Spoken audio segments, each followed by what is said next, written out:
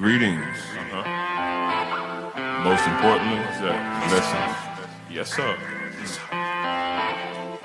Bless my heart, bless my soul. Left it to the world, they're surely turning cold. Bless my heart, bless my soul. Give me the strength to continue on this road. Bless my heart and bless my soul. Left it to the world, they're surely turning cold. Bless my heart and bless my soul. Give me the strength to continue on this road. Yo, it's Sunday at 7 o'clock, so you know what it is, baby. It's the 82 and 0 live show. Man, wonderful day. Beautiful week. I've enjoyed it. I've been at peace. I feel like the Lord has been sending messages and words. So I hope that this week you got a good message and you got a good word to lead you where you need to be going. If not, prayers and blessings. Hope that come to you. Today's show to me is special.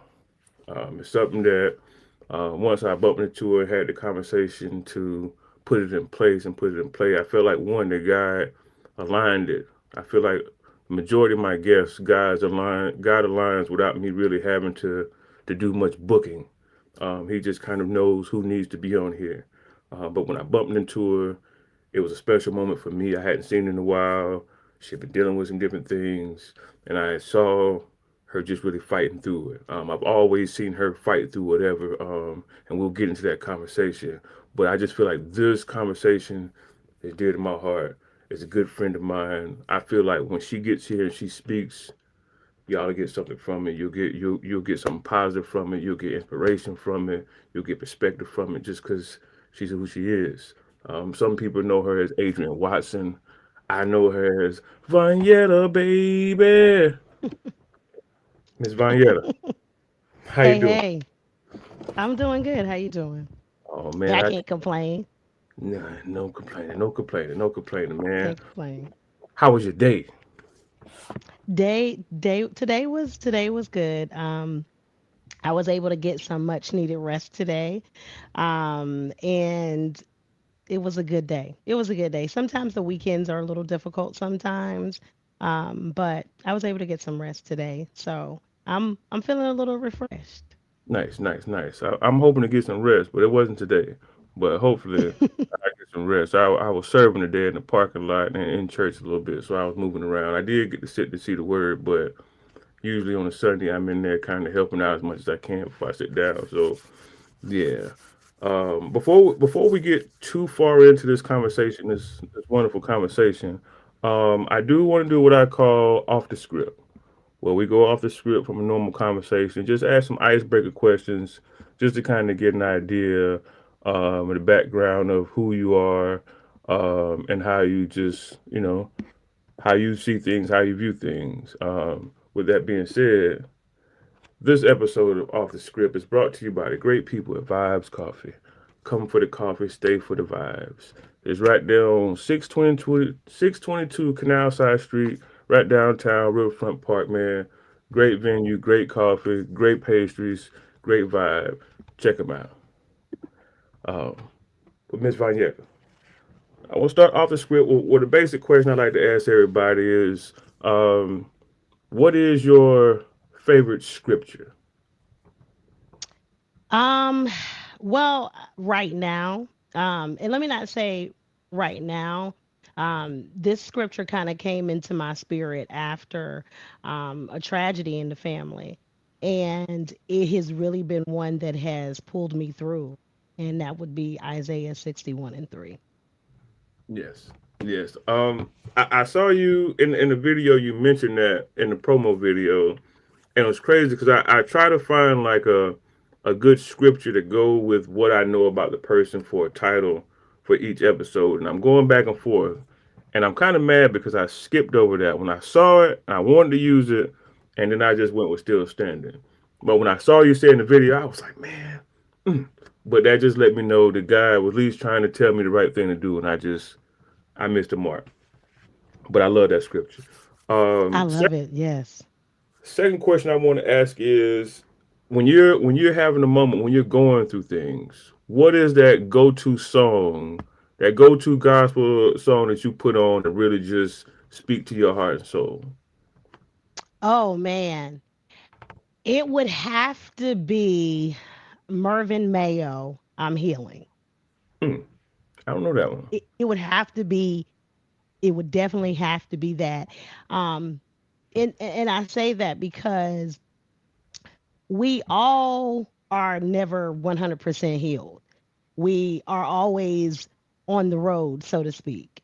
But the way I look at it is once you get to a certain point in your life and you really put that God lens on, and that GPS really starts to work, that godly positioning system.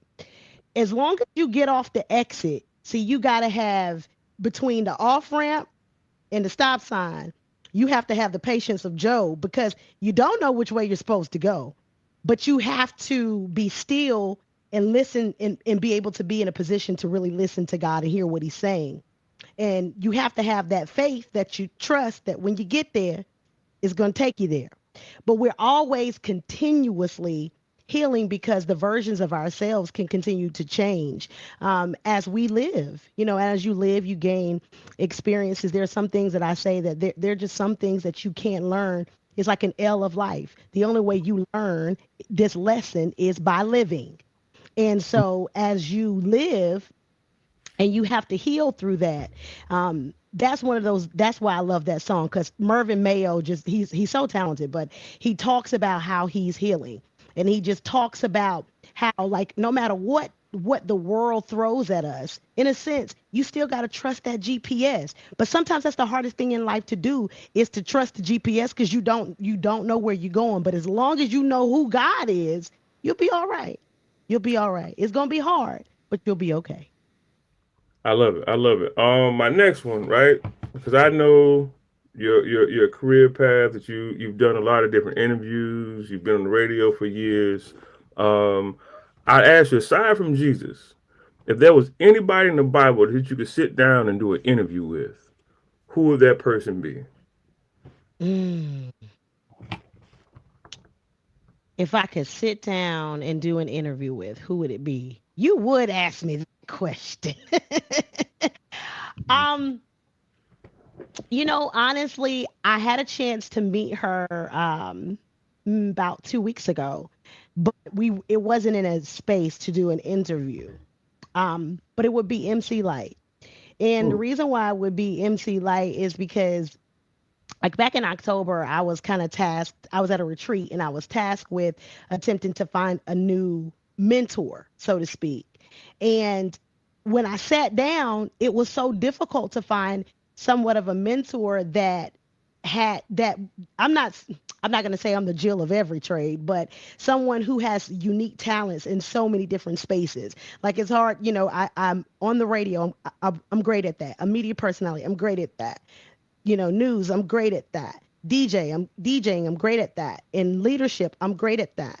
So finding someone that was all around the person that I was speaking to, they said MC Light is probably one of the women that you need to look into. It was her, Angela Rye, um, and it was one other person.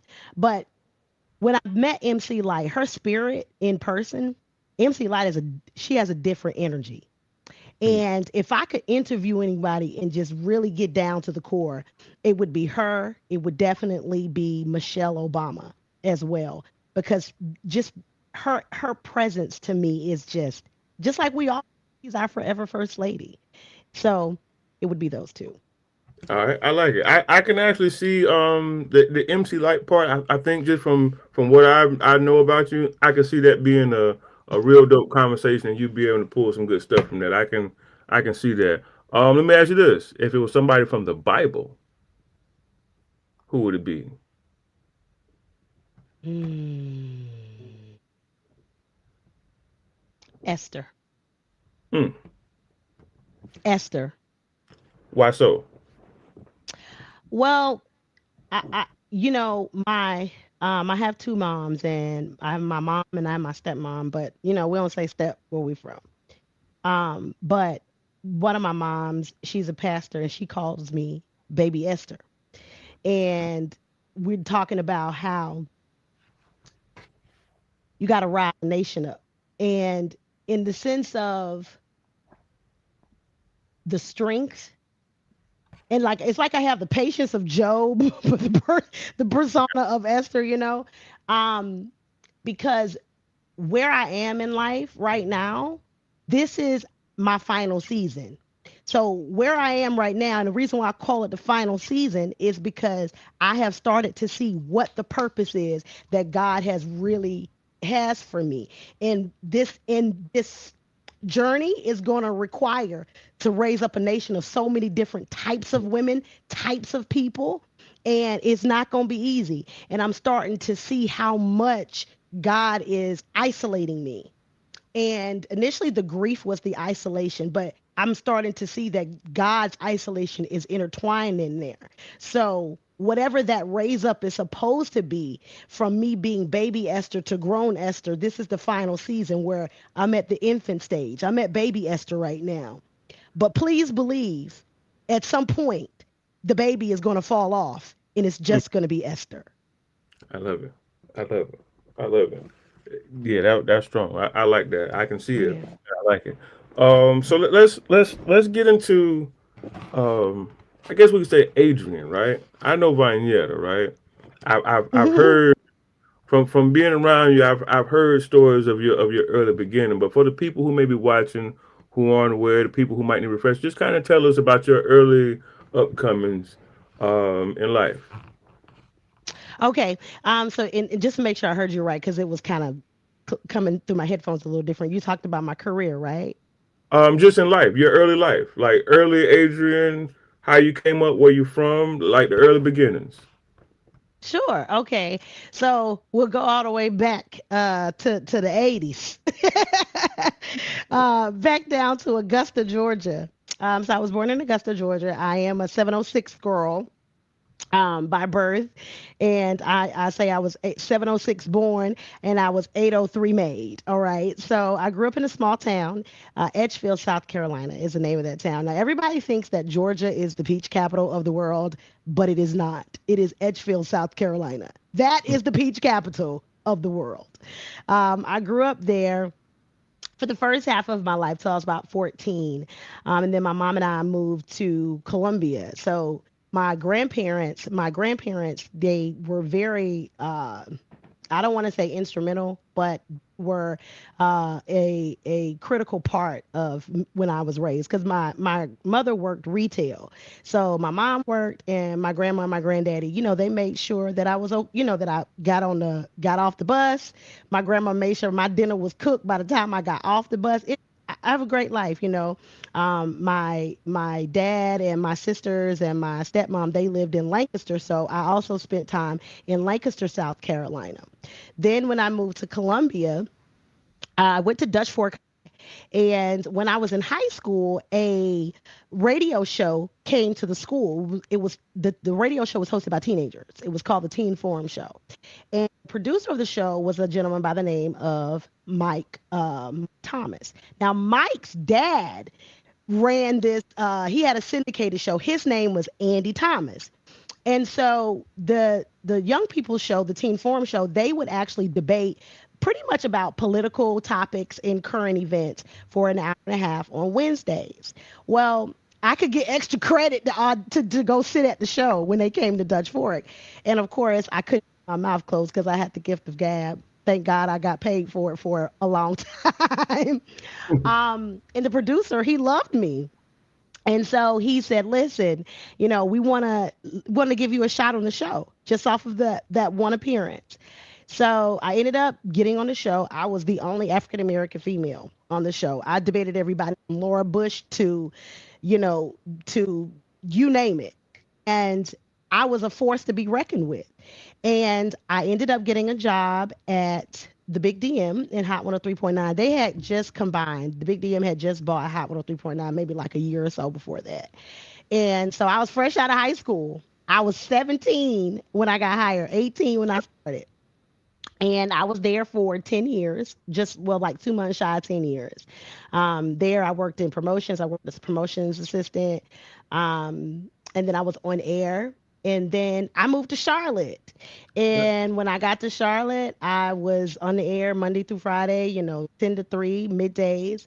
Then I decided to start DJing because I just was like, you know what? Like, I'm a great host, but these guys are getting all the money. So let me just get a little bit too. um, and I kind of taught myself, the basics. And then my craft was fine tuned. It was fine tuned by people like um, Big G, Lucky Leon, Prince Ice, um, Mr. Incognito, Bill Black, J Tech, DJ Butterfingers, DJ Midnight, just to name a few. Of some of these individuals, so many more. If I didn't mention your name, please charge it to my mind and not my heart. And they helped to fine tune, and I just kind of went from there. I joined the Core DJs about 5 years ago, so I do touring with Shade 45 with Core DJs. And Tony Neal saw something in me, just like Terry Avery did when she hired me. The way Chris Connors saw in me, same thing that Mike Love saw in me. Mike Love was the first person to hire me in urban radio. And Chris Connors was my first direct boss at the time, or C. Diddy at the time. And it just really and truly was a blessing. So I worked in news, I worked in radio, and now I work in the nonprofit space. Nice, nice. There was a phrase that you kept saying that I want to touch on. You said they saw something in you, um, and that's something that Sorry. I that's you good. Um, I can honestly say I was thinking about this earlier today. Is when was the first time we actually met? I want to say it was around the time where Lavish was doing the video shoots, but it feels like it was before then. But I know around that time, but from the moment that we really started working together, with me shooting your videos, I saw something in you. Um, Thank Back you. then, like I could, there was some artists that they just pay me to shoot, and I'm like, okay, I shoot this, and that's it. Like with you, I always felt like, hey, whatever it is, I want to do my best in because I see like the drive in her. I see her like the way you move, the different spaces you were going in, so I can understand all these other people, these DJs, the Chris Connors and everybody like that, being able to see it because for me, just a videographer, just somebody who was really getting his feet wet in the game, I could see that you had that factor. Like when we did the step show at USC, I don't know if you remember that. We did Oh man, I forgot you were there for that. Oh man, I found that video like 6 months ago. yeah. Ah! So the whole energy you had in there, we did a homecoming down by USC. The energy you had there, and seeing that from seeing you go from the party host to seeing you do like the video. I just looked at it on my YouTube, the 106 in Park audition, if you remember that. So it's like you always had that fire and that drive to go get it, man. So that to me, that's something that's always stood out. And I want to take the time to kind of give you flowers from my side to say, hey, like I see what they see, and it to me it hasn't died. And it's times I've seen you where I feel like we've been more distant, just in careers and life.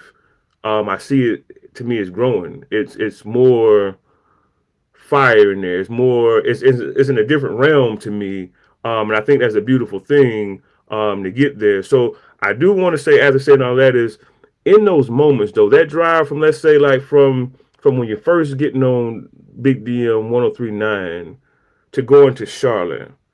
Like what's that drive like? Where is God at in that space, and how are you really balancing the challenges of all of that to make it all happen? Oh man. Well, I mean, number one, God is at the forefront. No matter no matter what, God is at the forefront, right? The other side of that is the entertainment industry is tricky. Okay. It's tricky in the sense of it's cliquish, right? So you struggle with finding your own way, being your own person, right? But it's always, I'm not gonna say a keep up with the Joneses, but you're always having to be on your content game. Your look has to be a certain way. And so I I struggled when I first came in. And the only reason why I struggled was because I was young. I was surrounded by a lot of people that were always older than me.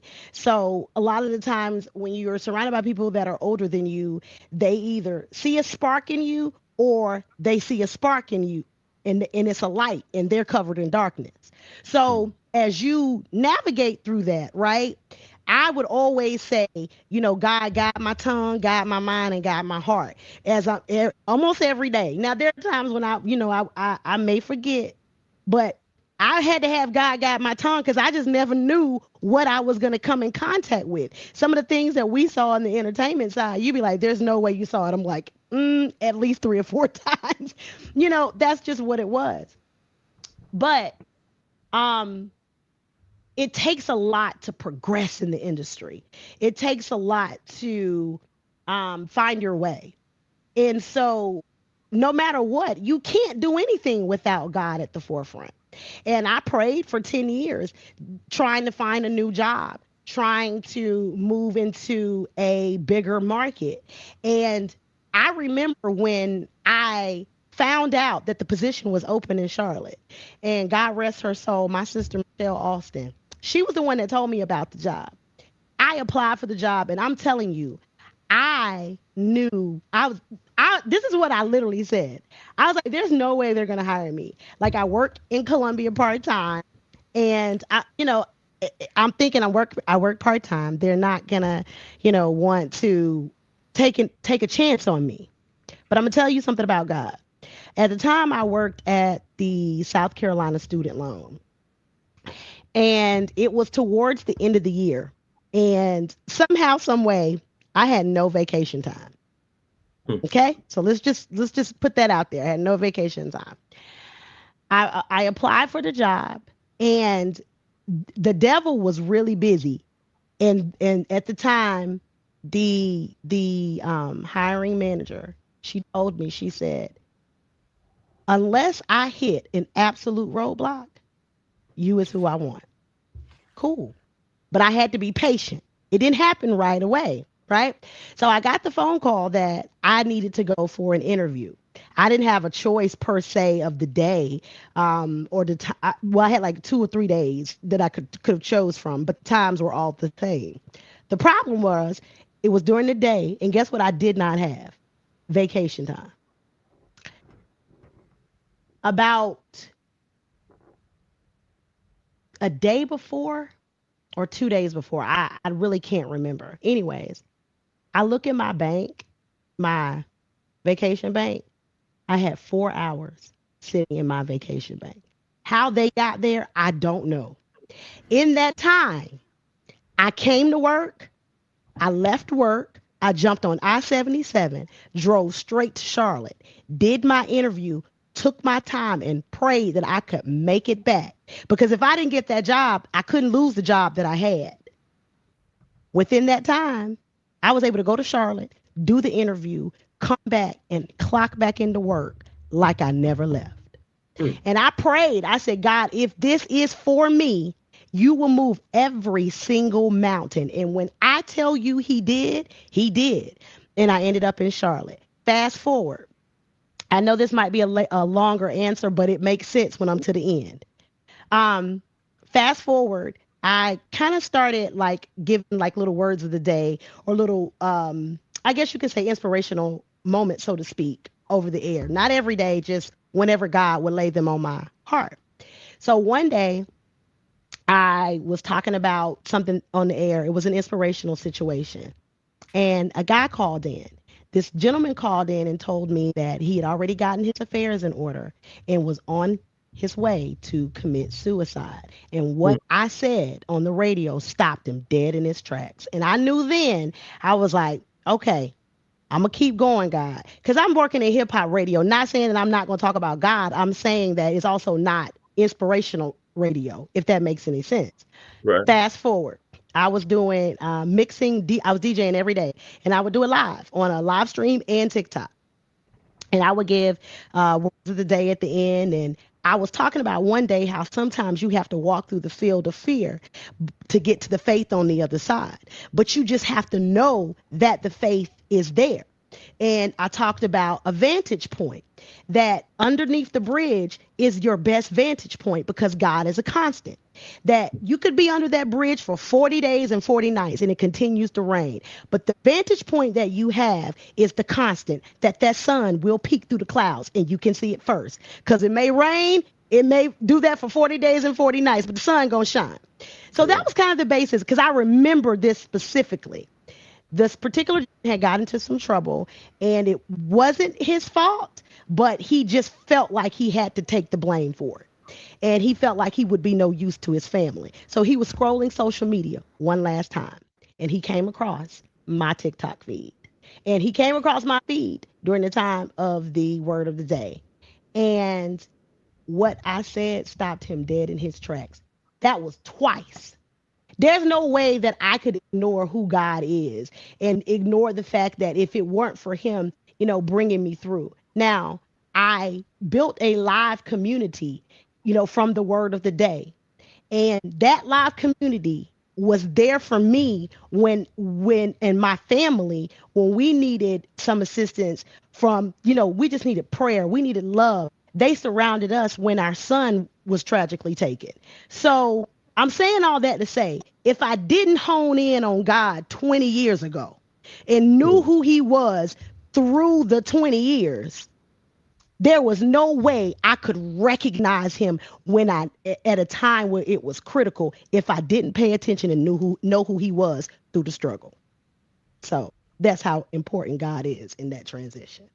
Man, that's that's a testimony within itself. I don't want to take away from that too much because I feel like as a segue into what I want to talk about next. But it just reminds me of one of the earlier episodes I had. There was a young man who said he was in the same position. He was just feeling depressed and he was going to go and commit suicide and he couldn't get the weapon to work, and he goes on TikTok and there's some random pastor on TikTok on his stream and he just preaching, and that was like his first real encounter with Jesus. So it just kind of made me see like God gonna use whatever tool and whatever vessel he need to make sure that you where you need to be at. But if you would, I'm reluctant to discuss it, but I feel like it's part of what's gonna really get people to get the real inspiration from who you are, because it definitely inspires me knowing the relationship you carry with Julian. But if you would discuss that part of the transition of first before we even get to that, just discuss him and his spirit and who he was and just what he carried with him. Okay. Could you repeat the last part of the question one last time because it was going in and out. I couldn't hear you. Yeah, if you would, just before we get into the more the tragedy side of it, discuss who he is. Discuss tell the people about him before the tragedy, just so they know who we're Got you. speaking.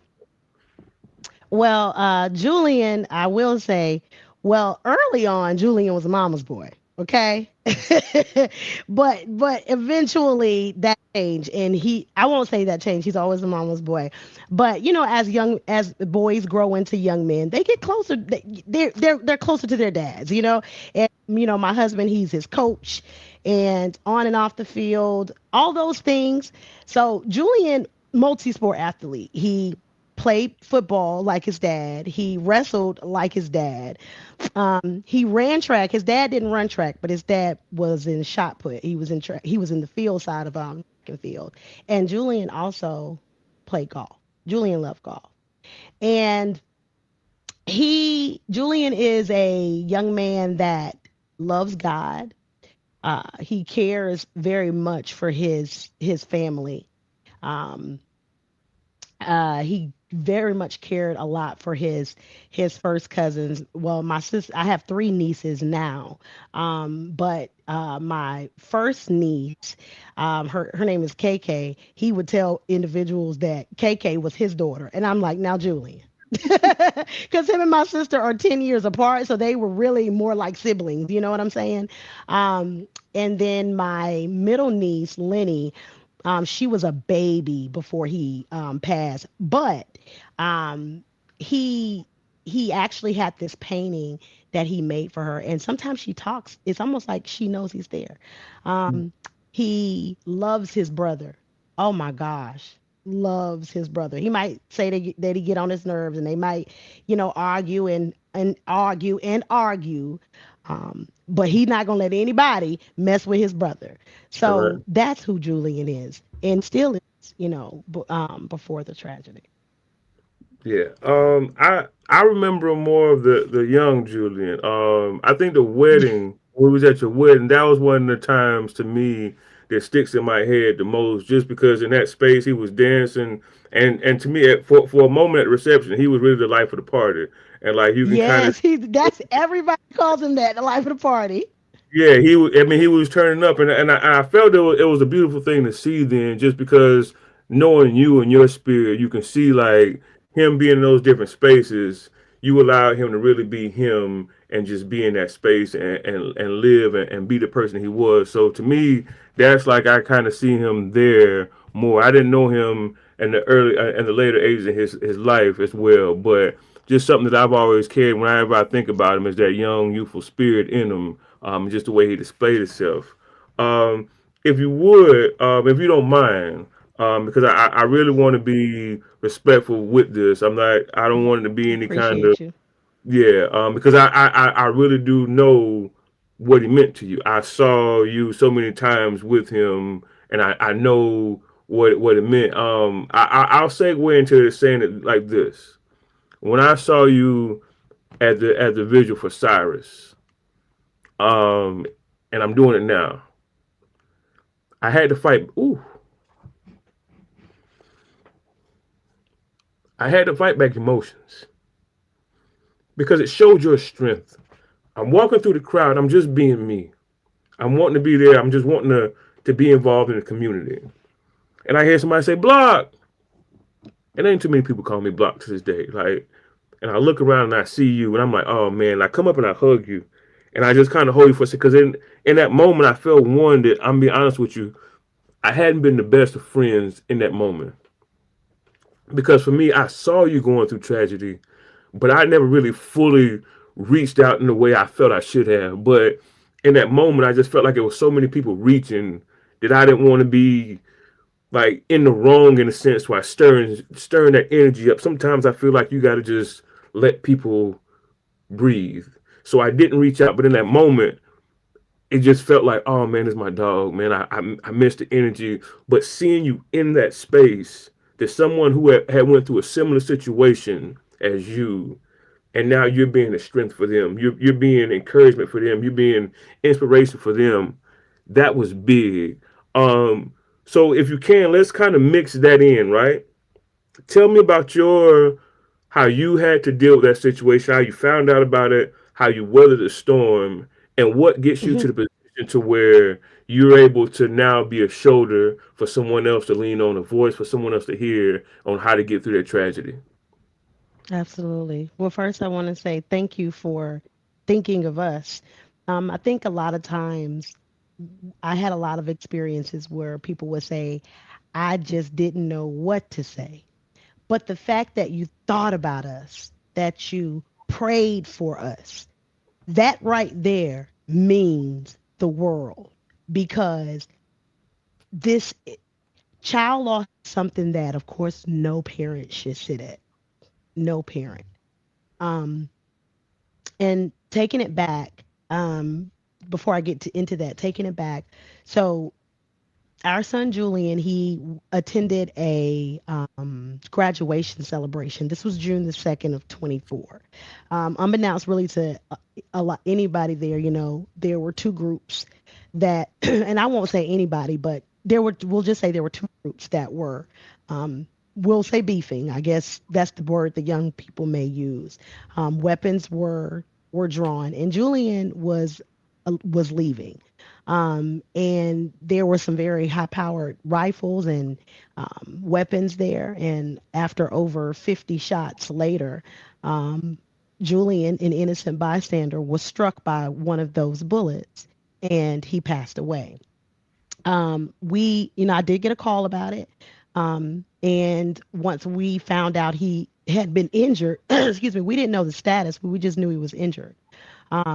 We raced to the hospital and we we found out the news.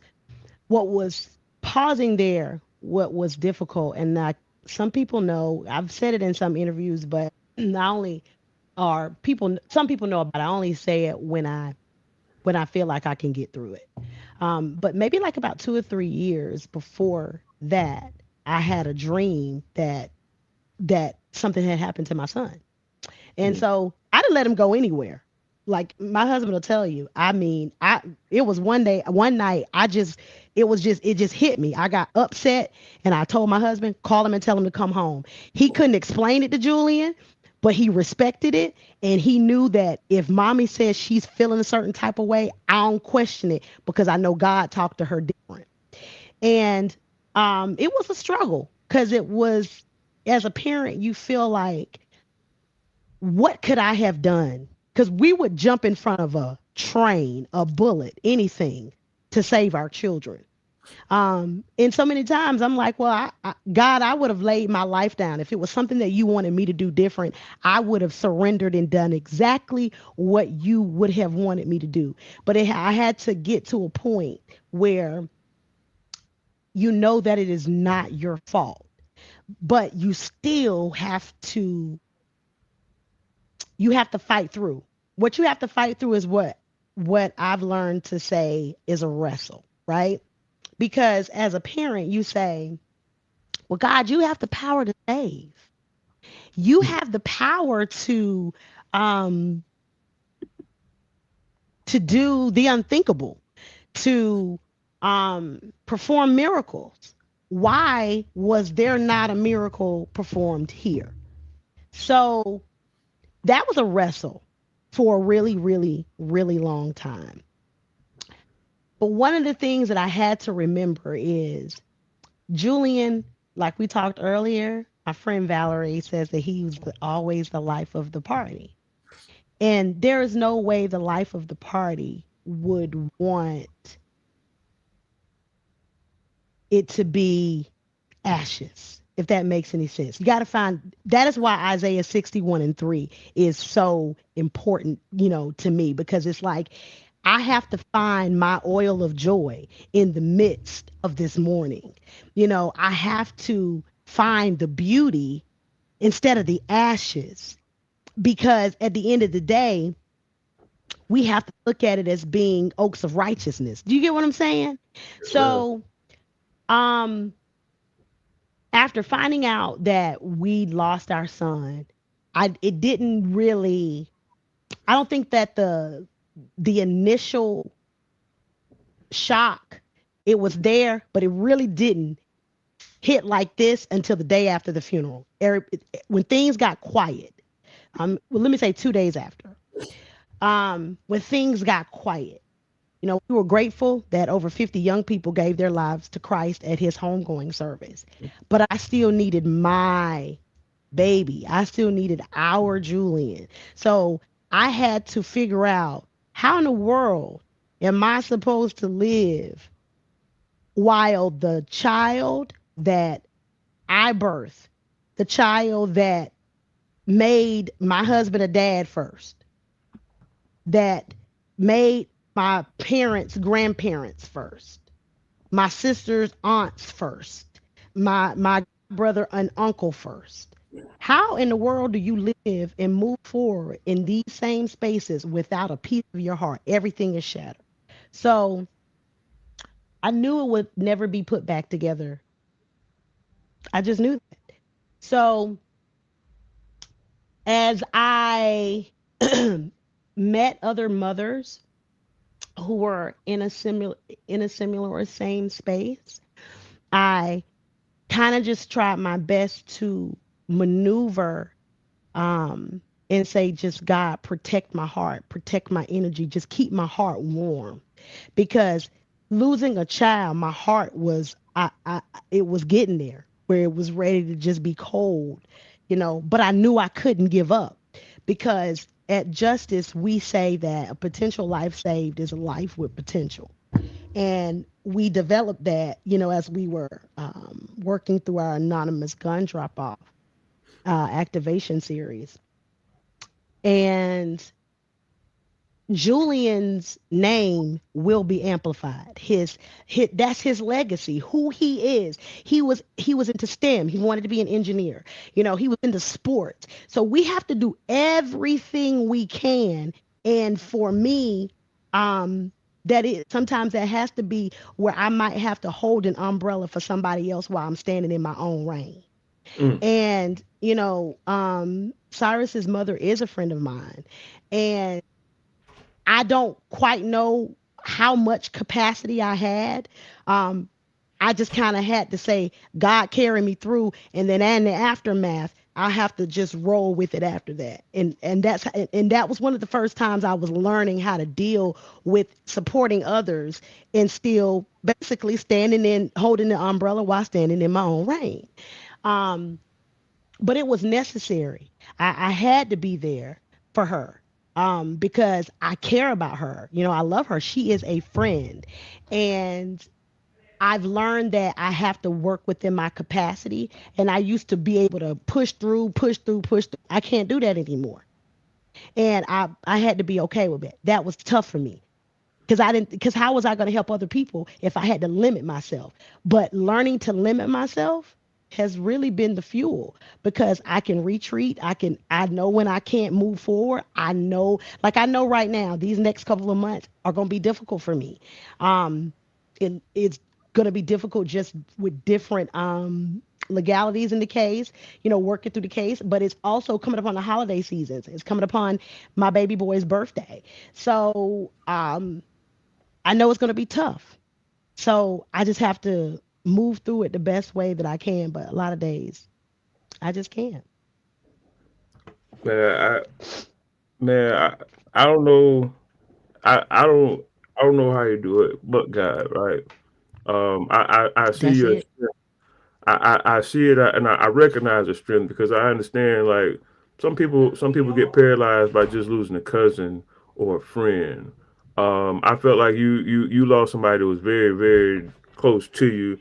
Just seeing the strength of it, it's been inspiring for me. It's been hard, but it's also been inspiring because it's just like, man, she has that strength, that same tenacity that I saw when you auditioned for 106 in Park. It's the same Oh tenacity man. you putting out there in the world now is like, yeah, this is tough. Yeah, there's challenges, but yeah, I'm gonna get it. I don't care what nobody else says. Right. I'm gonna Right. figure it out. Um, and to Right. see you transition into the community where you have, becoming an advocate for so many different things in so many spaces. And I'm seeing like Leon Lard and the fire department, different people kind of joining in with you in your fight for a change. It's a beautiful thing, but talk about the mindset that you had, or what got you to that point to where you felt that that was where you should put your energy.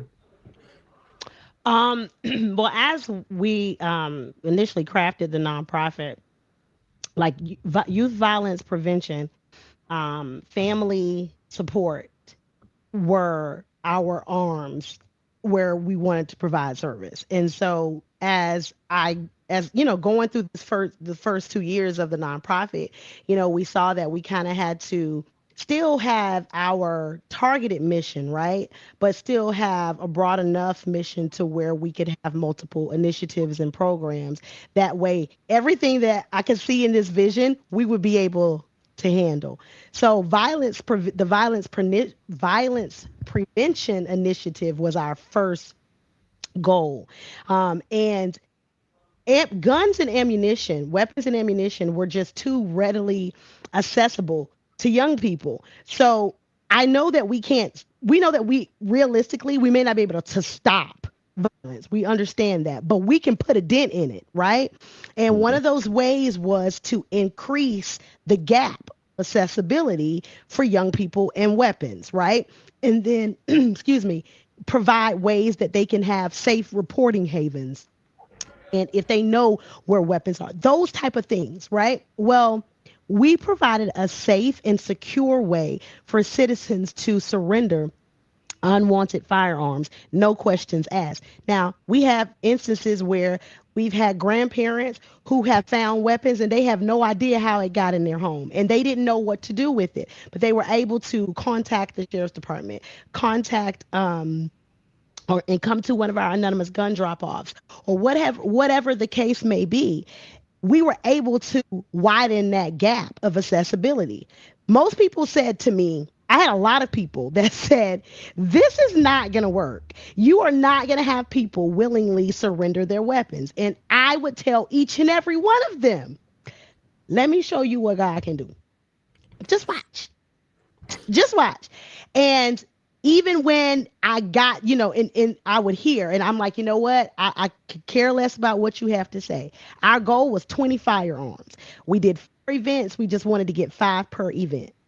Our 4th event really featured the impact presentation of the first 3. Okay?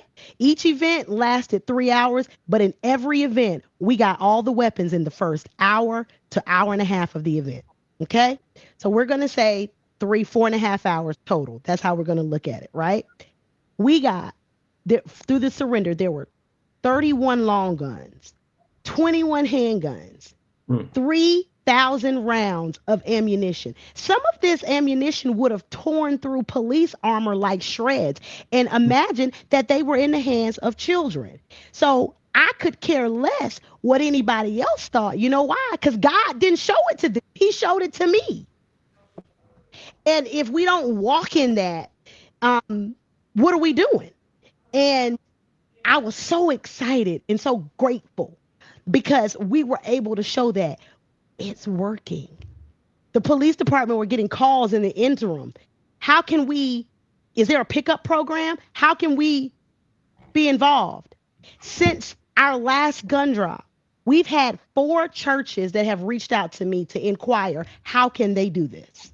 So it's working. And what we're doing is it matters. So in that, I'm saying that's how we got to that first initiative, was the need to widen the accessibility gap of youth in firearms. That's beautiful. I did see one of the last. I guess that was maybe the last event where y'all had all the guns laid out, and I thought that was crazy. I don't know like how you get people to turn in firearms, but it got to be a guy, and that's a dope thing. It's definitely needed. The way the city is going now, the way the violence, it seems like every week there's another Facebook post, there's another WIS post, there's something just showing that things are out of hand. So Yes. I'm loving that and loving that space that you're in and being successful in that space. I don't know what I can do, what 82 No Live can do, but if there's any kind of way we can help, we can partner, we can get the word out more. This is a platform for you. My website, my Facebook page, whatever you got going.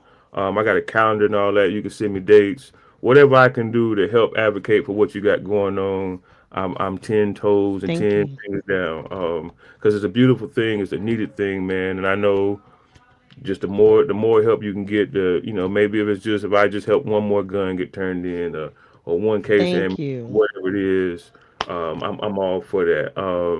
So Thank you. I want to say, like, what do y'all have? I mean, I don't say necessarily y'all, but for the nonprofit, what are some of the other goals that you're working on? Some of the things that you're putting together for the future, if you can discuss those things. Sure. So coming up, I will say this is coming up here in this month, August the 25th. We're going to be a part of Segra Park's Pack the Park initiative. So on our Facebook page, Jews Justice, excuse me, and our Instagram, Julian's Justice. Um, the links are right there. That's why I'm giving the social handles, because it's easier to click straight from there. Um, all the tickets purchased through that link, $5 of them come back to Justice. But if you've never been to a Fireflies game, it is a good time. So that particular day, they're going to have $2 hot dogs, $2 popcorn. I think they might even have $2, I think 12-ounce Miller Lite in the can. So it's a good time. Um, we've built a 5 to 10 year plan, so to speak. Well, let me tell you what my vision is, and this is where what we're gonna do. We'll be able to do. So I have a vision in 10 years for a Justice Academy. It's like IMG on steroids, but it's gonna include everything that Julian embodied: STEM and sports and academics. But before that, um, had a vision for what we're doing called the Pathfinders program. And it is a youth civic engagement project. And with youth, like we got to remember, right?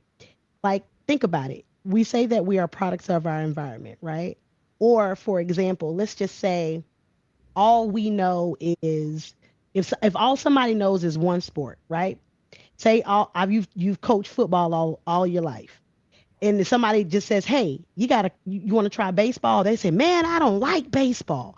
But if you've never like tried it or gotten to it, you can't open your mind and expand to see what else it could be, if unless you do it. So with the civic engagement project, we'll have six civic engage. They're going to be doing 12 immersive experiences and six civic engagement projects where they will include these immersive experiences. And we want our students to experience things like the greenways, the parks, how municipalities run, just multiple things that these students will be involved in. And in about 5 years, hopefully before that. So last year, started crafting this probably around like Christmas. And it's a youth engagement hub. And with this youth engagement hub, we'll have a mixed use field.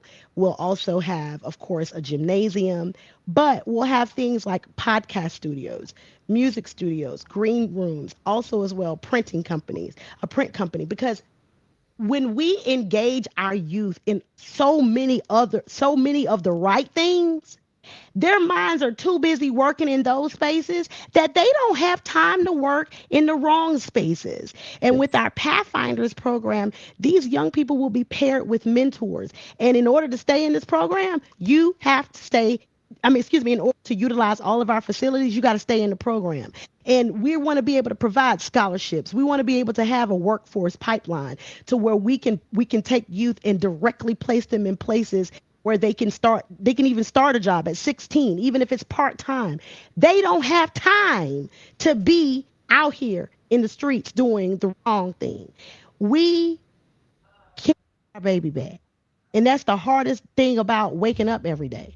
It's the hardest thing about sometimes when I just can't get, like today was one of those days I ended up having to go lay down today for a couple of hours. I just couldn't move. I just couldn't move. But if we're able to help some of these other students, these other kids, live out dreams that they never thought that they could live out. Some young people were born knowing that they are leaders, but there are a lot of young people who were born that never knowing that they could be a leader. That's deep. That's what we're here for. We're here to show them that they can. Julian and I, when he turned 18, he had this. It was this little bucket list thing that we were going to do. It wasn't anything major, but it was just random stuff. And he's like, "Ma, so you don't have to go to all of your events. I'm gonna get my pilot's license. I'm gonna fly you." And I said, "Yeah, right." And then he said he wanted to get his barber's license. We bought him some clippers before he passed. Yeah, right.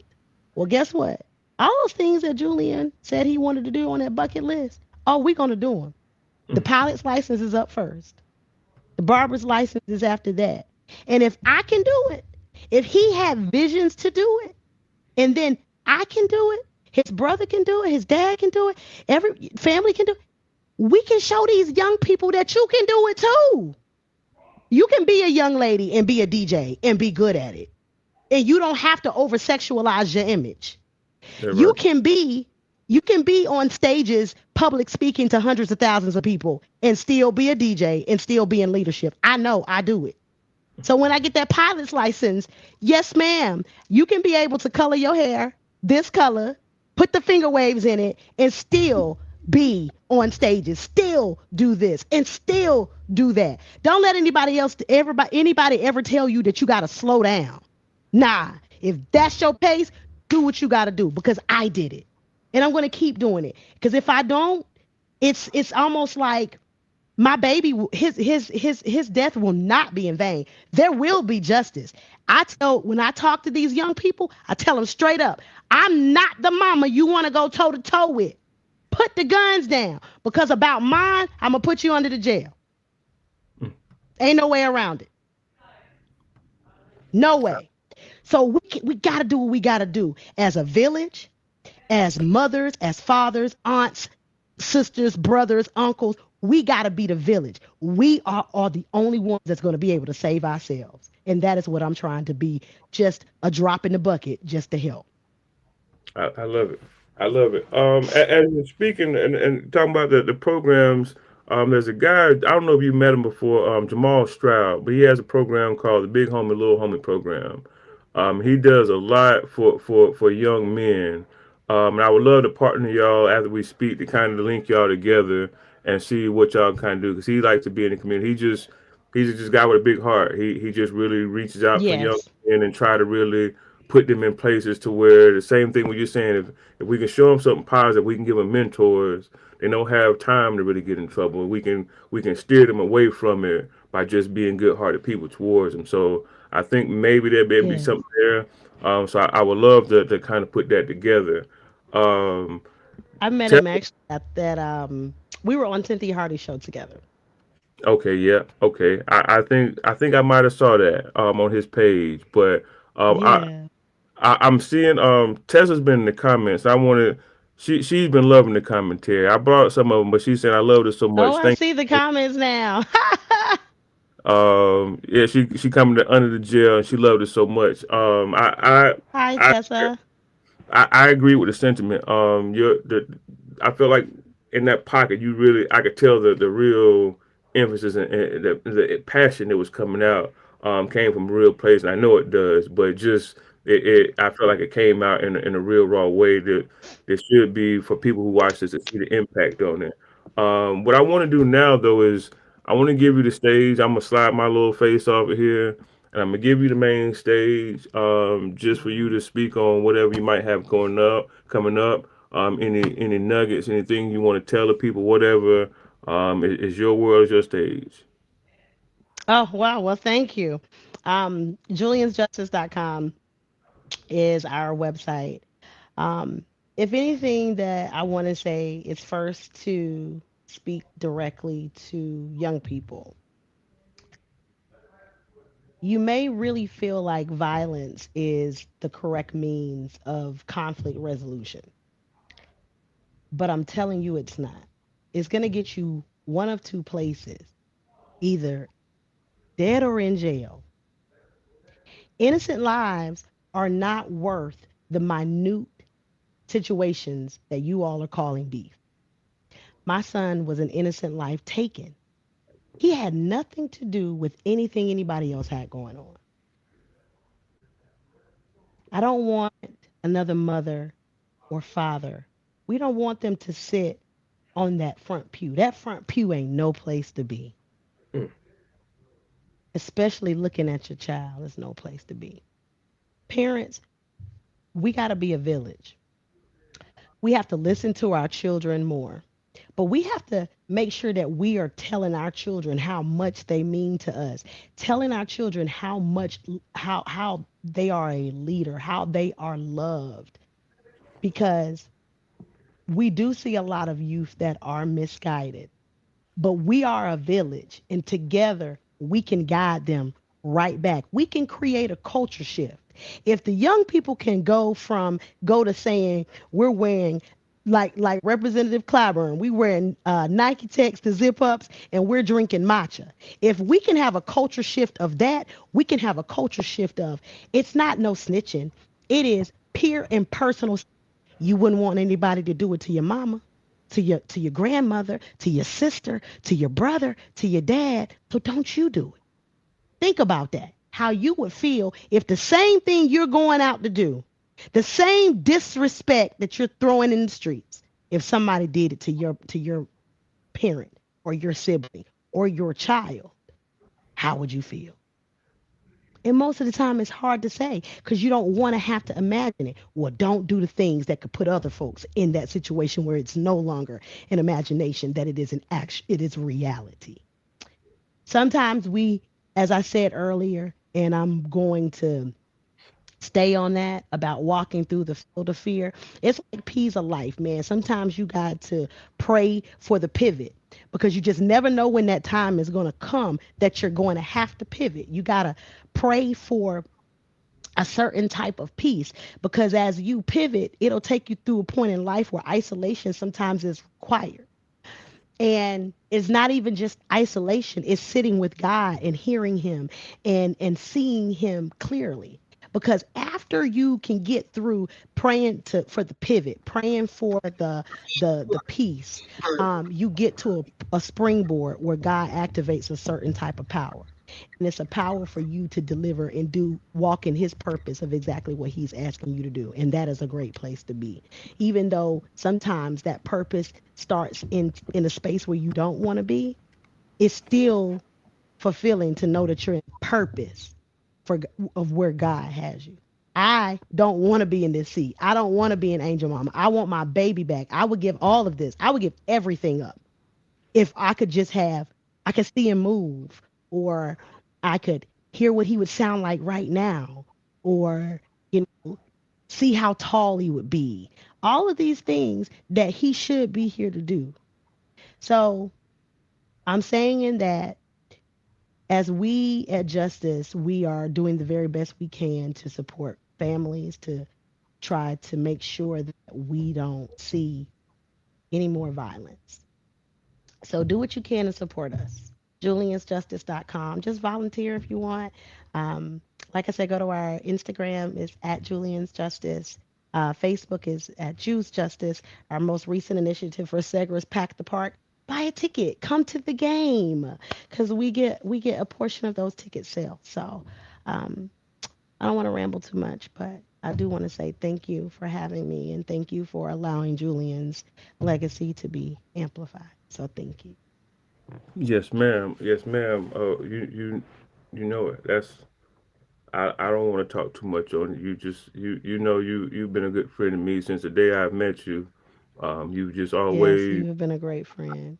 I feel like you believed in me, and in the times where I needed to for people to see me in places, you provided that. I was just telling my son about the step show and how the first time like my logo played and there's like thousands of people like ready there for the step show. My video comes on, the logo comes on, the eye is doing this, and that Yes. up to me because it was like that was the first time I was in a space to see that many people see that I even existed in a way like that. And Wow. you gave me that Because I think platform. I was adamant about you putting that logo in there. Yes, ma'am. I remember that. For those of you watching, I tracked it down. I chased down an opportunity and I got it. Host the USC Home Step Show, and we filmed like a. I guess it was. I guess you can say like a prequel to the show, but it played beforehand at the show, and um, you also did my wedding. Yes. You videoed my wedding. I think you did also, like you said. Shouts to Travis Douglas. He starred in the our 106 in Park audition tape. I didn't get on, but it's okay. Man, we have known each other a long time, and I'm you just never know why God puts things on your heart to do. But I'm so glad I listened. Yes, ma'am. Well, I want this to be the re-entry to us working together. I'm in the last I started this in February, March. So 6, 7 months or so, I've been in this space. It's really what God has put on my heart to do. It wasn't something that I really was looking to do. He just kind of gave me some assignments, and this became it. And with it, in the last month or so, he's been telling me to get outside. So I'm outside more with it. I'm kind of expanding. We can talk a little off camera about some of the ideas I'm having, but I'm just really looking for ways to Okay. make sure that I'm allowing my brand to do the things that God normally has me do, the space He would normally have me in, and kind of using it to just kind of expand and bring more awareness and help or whatever I can do with it. So hopefully, some kind of way we can align with your nonprofit, put together some Okay. events or just sponsor or whatever we can do just to make it Thank more you. impactful. But if you Where did would, the name 82 No Live come from? so a friend of mine called me one day, and he was ready to give it up. He had just been struggling with life and struggling with his relationship and a lot of things. And he was like, "Man, I'm at the point where I don't see the purpose of living anymore. And I was going Mm. through having a conversation with him. And I'm like, bro, like you've been through this and you've been through this and you've been through this and you ain't lost yet. Like there hasn't been a loss that you've taken. I'm like, bro, like Tom Brady don't have that record. Michael Jordan don't have that record. Like you got to understand that with God, you have a perfect season. You're 82 and 0. And it stuck with me. And it was like, oh, okay. That's the name of the podcast. I think I did one episode and I just put it up there. It was just a conversation. And I didn't have fully have a name. And then after that conversation with him, it was like God was like, there it have it, 82 and 0. Oh wow. We're undefeated when we're walking with God. When He's the coach and we read out His playbook, we undefeated. And so that's where it came from. And I just been kind of walking with it, marching with it. Sometimes the third quarter we get down by 10, 15 points. But whenever we get to that fourth quarter, we listen to what coach say. When the clock hits zero, it's championship game. We undefeated. So There it yes, is. I'm glad to hear that. I was curious. I meant to ask you at the beginning, but I forgot. But I was curious. yeah, no, That's the it's story. good because when people see it, it doesn't really make sense to them, and I understand it, and I think that's part of it. Is when you look at it, like, what does that mean? And so I get to explain it to you, and to have the explanation is kind of cooler than G's testimony show. It's like, oh, okay, they're talking about testimonies, cool, but it's like, nah, it's like a whole idea, it's a whole movement, a whole understanding, the mindset that man, we really undefeated, like it may feel bad. We may take losses, but like in the end, we're walking with God. We it's still a win. It sometimes it's hard to see it when we're down by 20, but just know that we ain't got to the fourth quarter yet. Like everything that we've ever been through, we're still here because we're undefeated. Like it could have took us out. It could have made us Yes. God. It could have made us change, but you know, when we're walking with God, some people that may, they ain't on the same team, and blessings to them. I don't want to speak negative to anything, but sometimes it just, yeah, I I 82 and 0. understand. So, I yeah, understand. I've been there. I can definitely tell you after Julian's tragedy, there were definitely many times. Not that I would say that I didn't want to live. It wasn't that. It was more so having the struggle of when the shock wears off that you're living without your child. You know what I'm saying? Um, I think, we have our baby boy, and he is he is also the life of the party. um, but God knows what He's doing when He does it.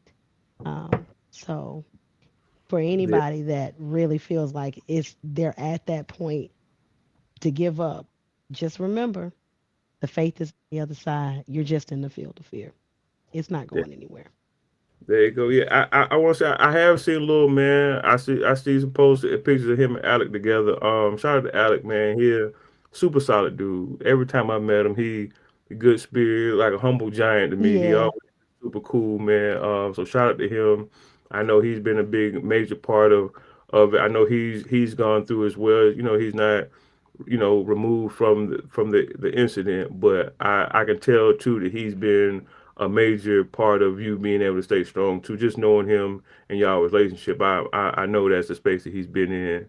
And y'all yeah. y'all each other, Great man. support system. He might be quiet, but he making sure he coming behind. He's right here, not coming behind, but he's right by my side. So yes, for sure. I'm pretty sure he's still watching. I think they're downstairs. They just got back from football practice not too long ago, so I think they're eating dinner because I had to make sure dinner was ready before they got here.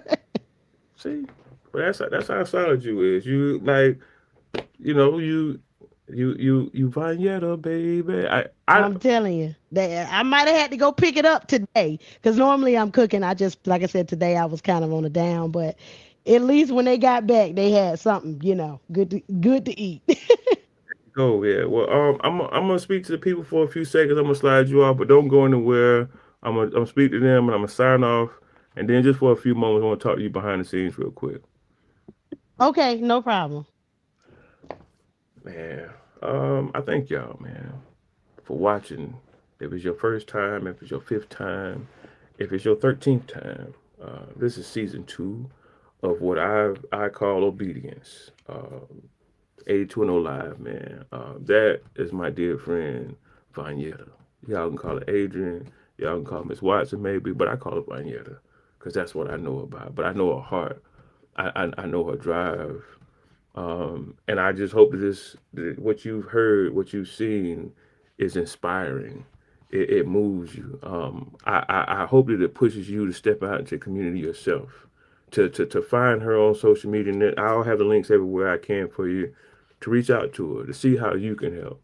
Whether it's donating your time, your money, your effort, your resources, because it's needed. Our community is a beautiful place, but if we real, it's crumbling around us.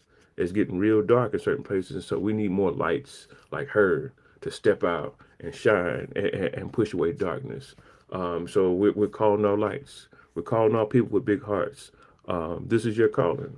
This show is kind of for that, so you can see that you're needed. There's no need to sit back and be quiet. There's no need to sit back and be passive. We all have duties. We all have missions. We all have assignments. You might have to go into your prayer closet and find it and pray a little bit harder, fast a little bit more fervently. Shout out to Travis Green. Whatever it is we have to do, we must do it because we all are here for a purpose. And she's living in that purpose. She's finding that purpose. She told you she's in the last season. She about to be Big S. So what we gonna do? We gonna be Big Davids. We gonna be Big Josephs. We gonna be Big Pauls. Whatever we gonna do, we gotta call it, man. That's just what I'm telling you. Check us out, man. 82andolive.com. We got all our past shows there. We have some cool writings from me and some other authors there. We have some different content there. We have a lot of different other things we're showing. We have a short film from our last guest, Nemo, that's there. There's a lot of things. We want you to check it out. Stay in tune. Subscribe to the YouTube. We got a lot more of the cool things going on. We got a lot more dope guests coming on with dope testimonies, with dope stories, with dope output in the community, man. So we're just asking y'all to continue to be who you been. 82 fam. We appreciate y'all, man. Until next Sunday, man. Peace, love, and blessings. Greetings. Most importantly, blessings. Yes, sir. Bless my heart, bless my soul. Left it to the world, they'll surely turn it cold. Bless my heart, bless my soul. Give me the strength to continue on this road. Bless my heart and bless my soul. Left it to the world, they'll surely turn it cold. Bless my heart and bless my soul. Give me the strength to continue on this road.